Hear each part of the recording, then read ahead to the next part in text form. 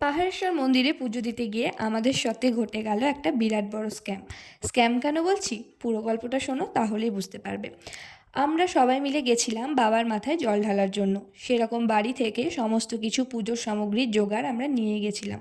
পুজোর সামগ্রীর জোগাড়ের মধ্যে ছিল সিদেতে ছিল চাল, আলু, আরও কিছু সামগ্রী, আর তার সাথে ছিল ফল। ব্যাস এটুকুই। এগুলো নিয়ে আমরা গেছিলাম পুজো দিতে গিয়ে আমরা ওখানে বসেছিলাম, ওয়েট করছিলাম যে কখন ব্রাহ্মণ আসবেন এবং আমাদের পুজোটা করে দেবেন। কিছুক্ষণ পর একজন ব্রাহ্মণ এলেন এবং আমাদেরকে বললেন যে তোমাদের কাছে যা যা আছে আমাকে দিয়ে দাও, তোমরা পুজোর জন্য যা যা জোগাড় এনেছো আমাকে দিয়ে দাও, আমি তোমাদের পুজোটা করে দেবো, আর দক্ষিণাস্বরূপ কিছু টাকাও দিয়ে দাও। আমরা সেই মতো তাকে আমাদের সিঁড়িতে যা নিয়ে গেছিলাম সেটা এবং তার সাথে ফল, বাতাসা, আর তার সাথে ছিল কিছু পরিমাণ টাকা, আমরা সবাই মিলে তাকে দিলাম।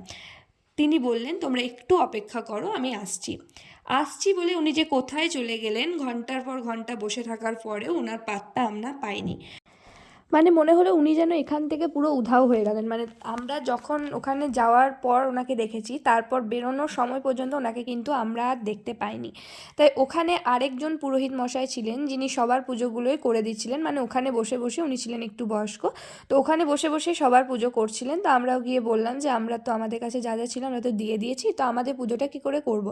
বললো যে তোমাদের অত অত কিছু লাগবে না, জল ঢালো, বাবার মাথায় জল ঢালো, তাহলেই হবে, কারণ শ্রাবণ মাসে জল ঢাললেই হয়। তাই আমরা ওখানে সের মতো ওনার কথা শুনে, উনি একটু মন্ত্র পড়িয়ে দিয়েছিলেন আর ফুল বেলপাতা ছিল সেগুলো দিয়েই পুজো করলাম আর বাবার মাথায় জল ঢাললাম। তারপর ওনাকেও দক্ষিণাস্বরূপ আমরা কিছু টাকা দিলাম, ওনার কোনো ডিমান্ড ছিল না। তো মানে এরকম স্ক্যাম তোমাদের সাথে কার কার সাথে হয়েছে আমাকে একবার বলো প্লিজ, কারণ আমার সাথে তো এই প্রথমবার। তবে এটা এই বছরের কথা নয়, আমরা যে বছর প্রথমবার আমরা পাহাড়েশ্বর মন্দির গিয়েছিলাম সে বছরই আমাদের সাথে এটা ঘটেছিল।